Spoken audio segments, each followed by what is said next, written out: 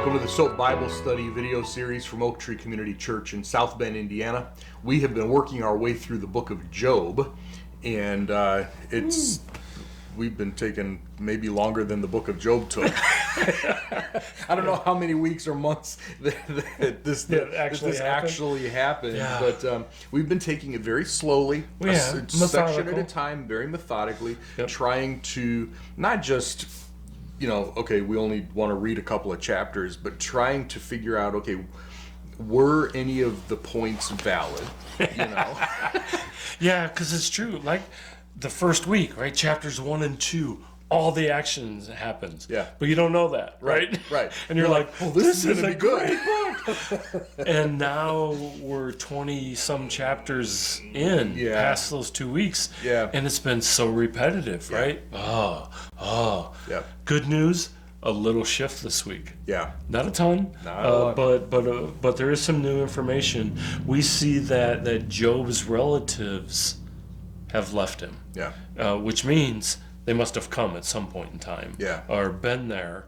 And there's no explanation on why they left. And we also see that the people of the city despise Job. Yeah. So reading into it, we assume the relatives and the people of the city know Job has committed sin, and because he's a bad person and he hasn't told God what the sin is, we're shunning him, right? Yeah. And we're just taking off. Yeah, and it brings up the thought that I mentioned a few weeks ago. It seems like, I think Job's wife knew he was innocent, and that's why she's like, if God's going to punish you for nothing, just do something and then die, right? Just curse him and die, because I know you're innocent. Everybody else, it's like just assumes that he's guilty, but that doesn't seem to match the character that God described him in chapter 1. Right. Here is Job. There was once a man in the land of Uz whose name was Job. He was blah blah blah blah blah. Yep. Apparently nobody picked up on that because everybody assumes that he's this horrible, horrible person. Right. But don't we kind of do the same thing? No, I'd never do that. There's a public figure. Oh, I knew that. Yeah. That person was terrible. That person must be guilty. That person must be this way. Even with unfounded accusations. Especially with unfounded accusations. Oh, yeah. It's much easier and better to do it that way. We also see that the discussions have shifted a little bit, but they kind of firmed up over these 20 chapters where people are saying the same things, but they're a little different, and they're kind of now seated, and there's some agreement, and it almost seems like from a short-term perspective, Job is right. From the standpoint, I am not guilty, I haven't sinned, blah blah blah, and the other three also seem right. Yeah. From a longer term standpoint of God will take care of business. Yep. And he's going to do it on his own time. And where Job is more saying, I don't see the wicked. I mean, I might as well be wicked because there's no consequences to it. Right. So what we're missing is the gap. So it's that big philosophical question. So why are there bad things happening to this supposedly good person? If you're telling, at first they were saying, well, it's because you've sinned, which they never really back off of that. Right. Well, God will get you eventually. Okay, but that's not what's going on right now. So why don't you answer my question right now? Yeah. And there's that gap that neither side is really able to come to an agreement and answer. Yeah, and maybe they don't have an answer, so let's stick with what we know. He must have sinned. Yeah. And so each of the three guys come with their own, perspective and whatever. And we've gone through 2 rounds now, right? Yeah, 2 full rounds. 2 full rounds. They make an accusation. He responds. The 3 of them get to do that. The second time around, with chapter 22, we get to the 3rd round. Right. And this will be the last round with these 3 guys. Yeah, so imagine this. Eliphaz calls Job a sinner. What? Again? That he must be hiding his sin, and Job should repent. Yep. Only he says it a lot meaner too. Oh, man, right? The meanness factor is another thing. Yeah, right? yeah, that is definitely escalated over these past couple of rounds. Yeah, and now Eliphaz also accuses Job of a number of things. Look, you took money from your family. You took clothing from the poor. You didn't even help widows. Yeah, you sent them away empty-handed. Yeah, and you're reading this going, oh, Job did sin. Yeah. Job did sin. And then it's like, I don't think he's just making this up, it seems like.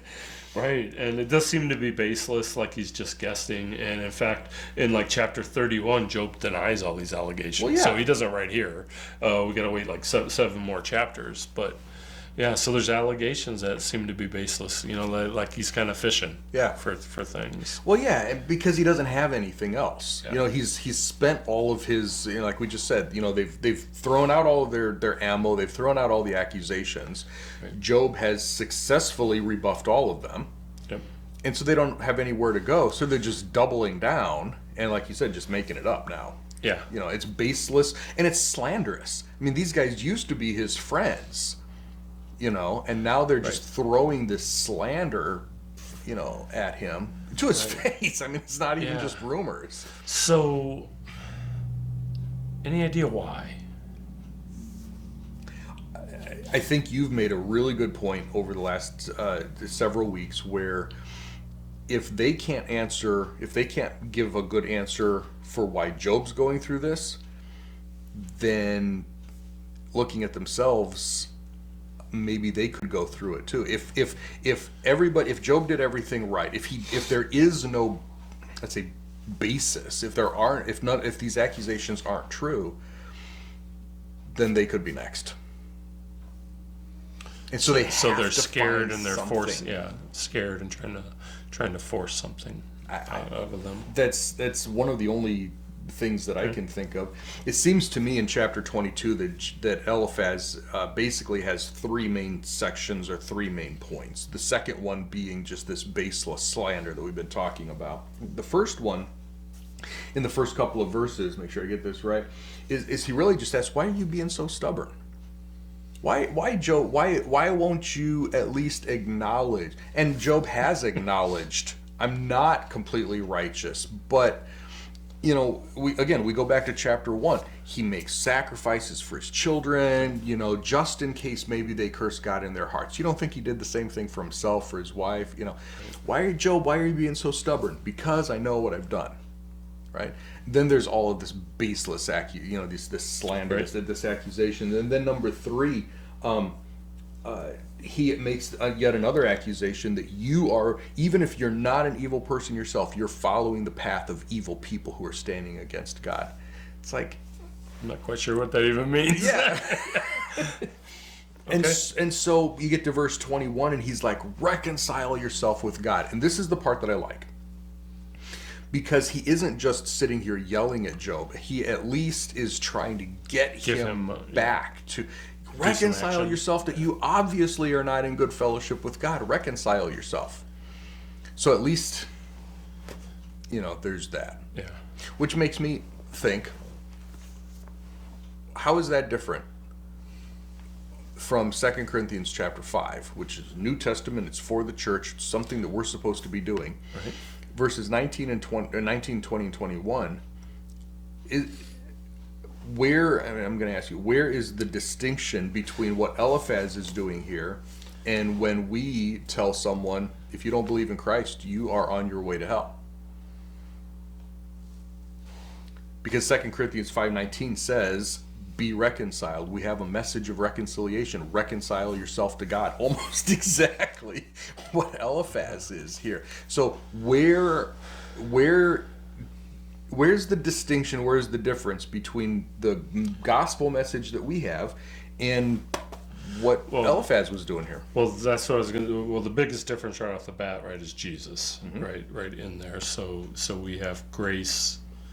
In that if we've accepted Christ into our lives, even though we still sin, the reconciliation is still there, right? It can be strained, you can have a discussion on that, but you're not going to lose your salvation. Yeah. Versus Old Testament, what are the rules of the day? Yeah. Not that they changed all that, but Well, they never had any full assurance because, Right. Well, Christ hadn't come yet. right. Christ hadn't come yet.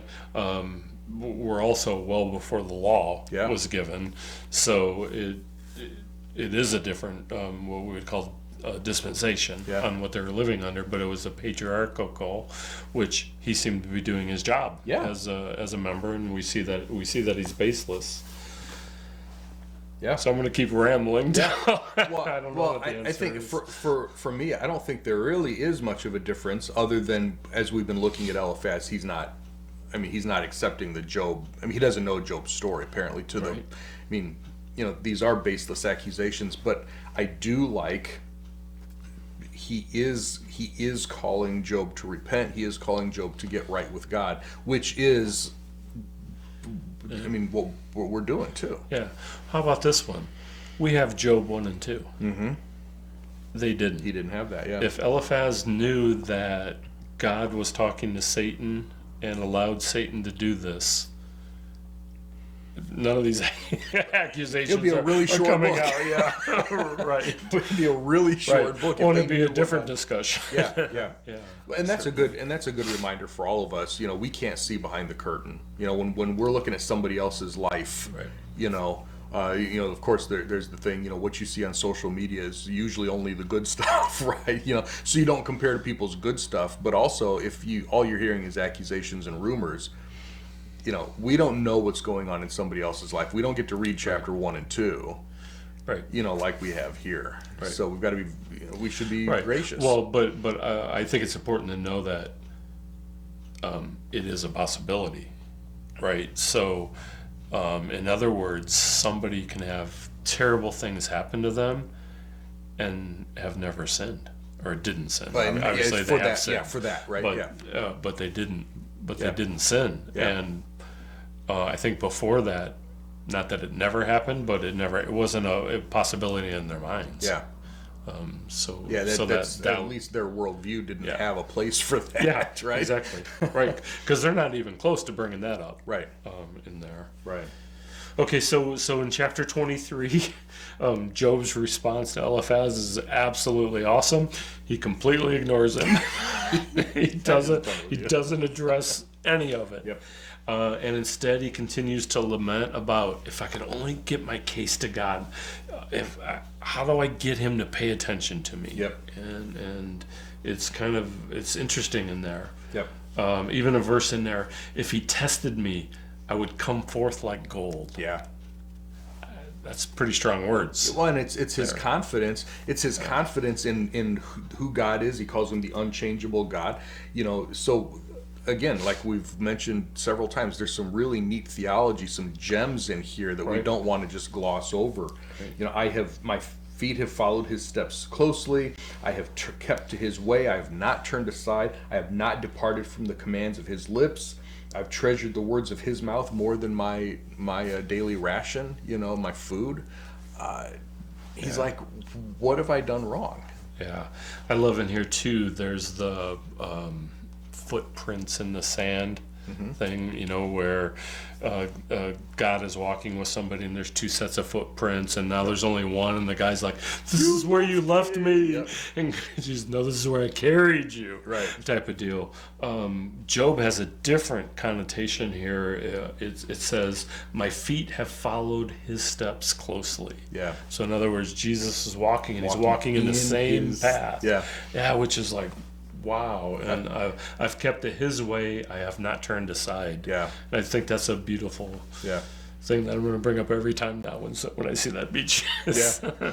I like the one, it's the hidden verse of footsteps, the one that the people don't know about. It's where there's this line, this trail in the sand, and Jesus is like, this is where I had to drag you. Yep, that's a good one too.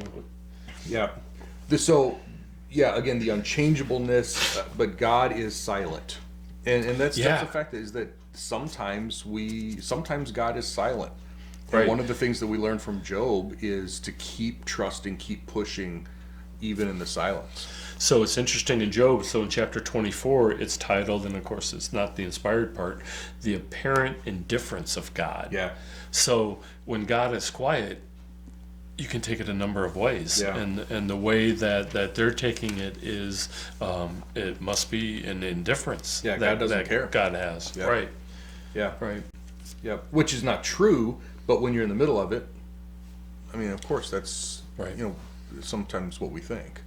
So, we keep going through. There's not really, a lot more to. We just keep reading as Job is wrestling with this. Why me? Why now? And where's God? Yeah. Yeah. I do think there's also a judging sin component that was brought up or has been brought up. That's in there too. Why isn't God judge the wicked quicker? Yeah. Yep. And these are all things that we still deal with. And I mean the last verse: if this is not so, who can prove me a liar? Yeah. Right. Wipe out my words. Fine, do it. Just give me something. Show me where I'm wrong. Yeah, and they really have nothing to give yet. Which, as we get closer to the end, that part of the problem will wrap up. So we'll find it. So All right. yeah. So hopefully you're still with us, but there are some changes, and there's going to be more changes coming in shortly. Yeah. It's going to start to get interesting again. Yeah. But hopefully it's been helpful. Hopefully, listening to us wrestle through some of these, and as you wrestle through some of these, has been helpful for you. If you have questions, comments, please let us know. Otherwise, share this with your friends and family that may be wrestling with the same thing, and we will eventually come to the conclusion here in the book. We're more than halfway through, and there's some really neat stuff coming up. So we'll see you next time.